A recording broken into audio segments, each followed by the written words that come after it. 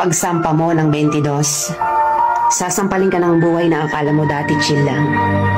Malalaman mo na yung mga salitang hindi pinupulot ang pera, na dati ay naririnig mo lang sa mga magulang mo.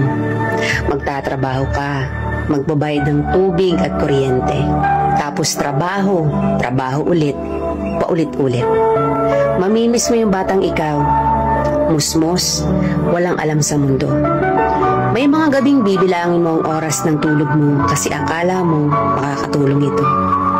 Gigising ka para kumayod, umanap ng pera. Perang akala mo sapat na. Pero dahil salat ka, wala kang magagawa kung hindi tanggapin ang katotohanan ganito ang buhay. Katotohanan dahil malaki ka na, malaki na rin ang bigat na papasanin mo. Malalaman mong hindi ka na lang nabubuhay para sa sarili mong pangarap. Real talk yan.